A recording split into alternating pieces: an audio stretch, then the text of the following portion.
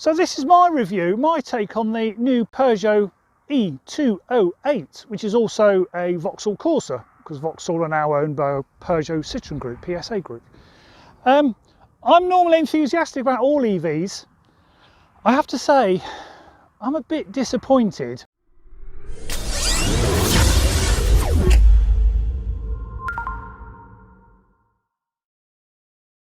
So I'm not disappointed in the looks. I think it looks brilliant, especially in white. We've got the E badging, reminiscent to the Peugeot 205 GTI that I remember from the 80s. So yeah, it's sort of harking back to its heritage of being sporty, and this is the GT model. Looks great, it really does. Low profile tyres, CCS charging up to 100 kilowatts. Looks great. The front, got that whole lion thing going on with the day running lights and the sort of the three claws down the headlights, and at night this looks amazing. And inside looks great. Nice black roof. It detects the keys in my pocket. It's beautiful inside. So my first major gripe, once I've got this seat adjusted, which is height adjustable, and the backrest, and there's not an awful lot in the room in the back, but let's just assume this is a GTI type car. Nice bucket seats, nice positioned armrest with cubby holes. My main bugbear is the steering wheel.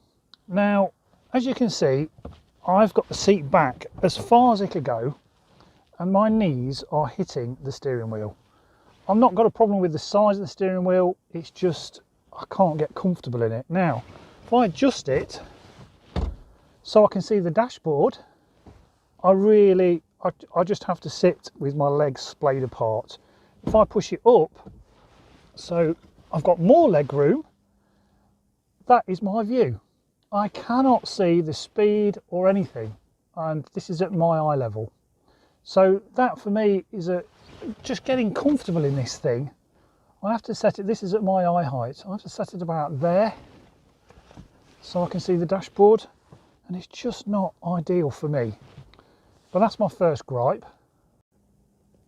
My second gripe is this, is starting the car. So foot on the brake, you have to press again and hold and wait for the bing bong, and now it's ready to go. And then to turn it off, you have to press and hold. You see how long this takes to turn off? Now it's turned off.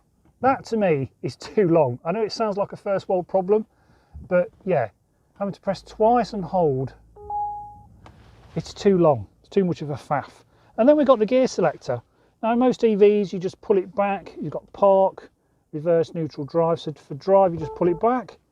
No. You've got to press unlock, which is on the side. So you've got to press that, then pull it back for D for drive. Why is that extra option there when no other EVs do that? Don't quite understand that at all. So okay, I've got my seat right back. I'm 6'4", so basically that's the amount of room between the front seat and the back seat. Again, I could forgive it if, you know, it's a sort of a GTI type car.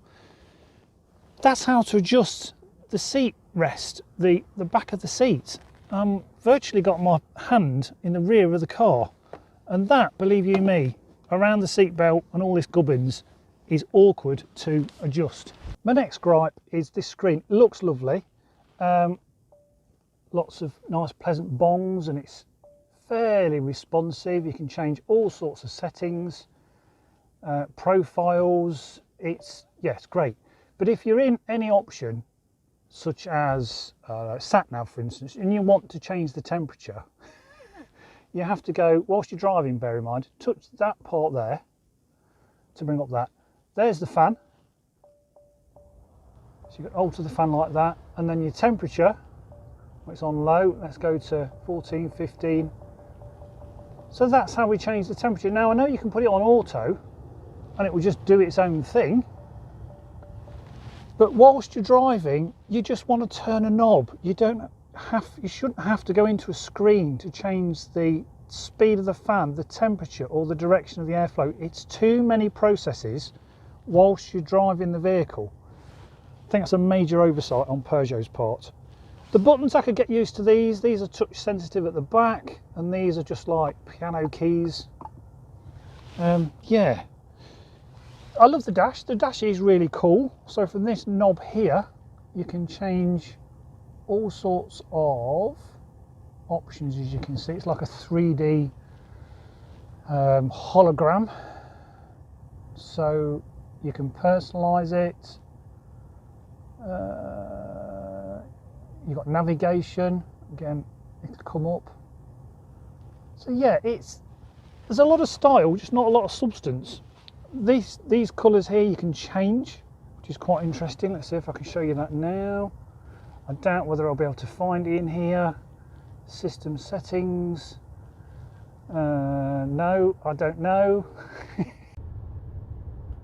So I found the screen for the ambient colour. That's for these LEDs here, look. So if I press the blue, it turns to blue. That's a bit of orange. There we go. That's pretty cool. Bit of red, a little bit of purple. So yeah, but I'm going to keep it on the green. There we go. So that's in there, and you can also change the intensity of these lights. So if it's too bright at night, you can turn down the brightness of the LED. So there you go. That's one way of getting to the screen. It was in comfort, vehicle settings. There you go. It was in comfort. So there, I found it. So the other thing we love to see as EV drivers is how many miles per kilowatt hour you're doing, and also the trip. This is not displayed here, and you can't have it up permanently, but by pressing the end of the stalk here, you press now, and about 2 seconds later we get trip 1, 611 miles, 2.7 miles per kilowatt hour, then it disappears. Press it again, stays on for about 5 seconds, so there's trip 1, press again and release again, trip 2, zeroed it the other day, 2.8 miles per kilowatt hour. That's how much current you're currently using or regenning. That's wildly inaccurate. And then back to trip 1. So its first 611 miles, the car's done 612, of average 2.7 miles per kilowatt hour. That's not brilliant. I'm sorry, Peugeot, but my 2018 Hyundai Ioniq is averaging, worst case, around 4 miles per kilowatt hour. So this is a huge amount less per kilowatt hour. Now on a full charge, we're not quite half. On a full charge, this is saying 180 mile range. In real terms, I'm going to say it's around about 120 in real world miles. So when it gets to nearly half full, it's giving around 60 miles. So 260 is 120, but it'll set off saying you've got 180. The gasometer is wildly inaccurate. So, apart from my gripes, is it nice to drive? It is nice to drive. It's very nicely balanced. It holds the road really well. Feels really sure-footed. Is it a GT type car? No. It doesn't, I mean, even when you put it in sports mode, it doesn't punch you in the back of the seat. Now, I'm not expecting Tesla performance, but I just feel this whole setup and the chassis is able to handle a lot more power than is what is under the bonnet. So maybe Peugeot will do a GTI version, something with a bit more poke.